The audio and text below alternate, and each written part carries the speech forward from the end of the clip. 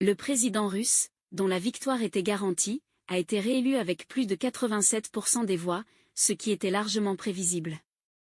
Vladimir Poutine a obtenu un score écrasant de 87% après le dépouillement de 99% des bureaux de vote, lui permettant ainsi de gouverner jusqu'en 2036. Dans une déclaration devant son équipe de campagne enthousiaste, il a affirmé que personne n'avait jamais réussi à entraver sa volonté ou sa conscience, soulignant l'échec des tentatives passées et futures. Les trois autres candidats n'ont guère dévié de la ligne officielle. Boris Nadezhdin, qui appelait à la fin de la guerre en Ukraine, a été exclu de l'élection, tout comme Ekaterina Dyntsova, qui prônait également la fin de l'opération militaire et une décentralisation du pouvoir. L'opposant principal, Alexeï Navalny, est décédé de manière mystérieuse un mois avant le scrutin. Le président du Conseil européen, Charles Michel, avait ironiquement félicité Vladimir Poutine dès le début du scrutin.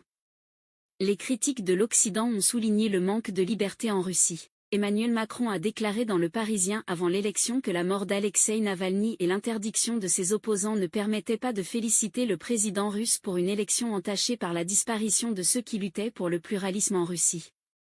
Le Quai d'Orsay a également remis en question le caractère libre de l'élection et a salué le courage des Russes qui ont exprimé leur opposition.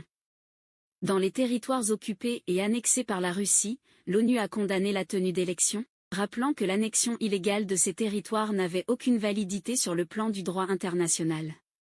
Une déclaration commune signée par plus de 50 pays a également condamné fermement la tenue des élections dans ces régions.